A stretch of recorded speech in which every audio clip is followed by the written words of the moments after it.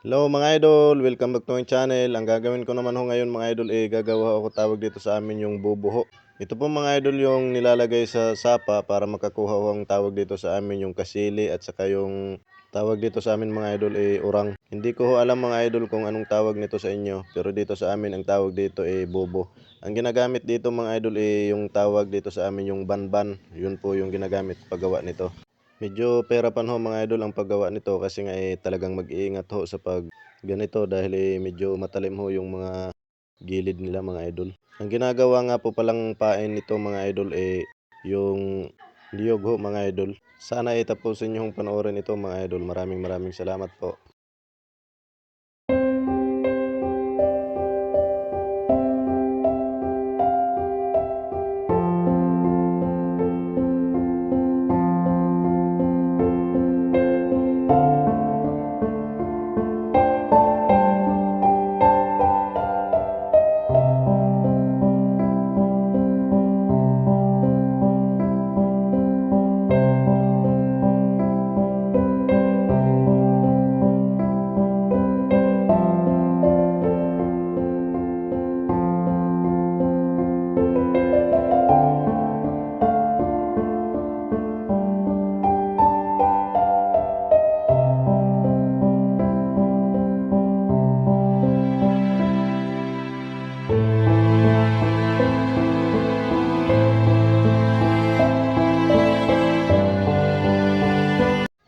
Pagtapos nga pala nito mga idol lalagyan ko na lang ho ito ng tawag dito sa amin yung baon ng niyog. Yun po yung magiging takip niyan mga idol para hindi ho makalabas kung sino man yung papasok diyan yung tawag dito sa amin yung kasili o kaya urang mga idol. Hindi ko alam kung anong tawag diyan sa inyo yung ng kasili mga idol o kaya urang.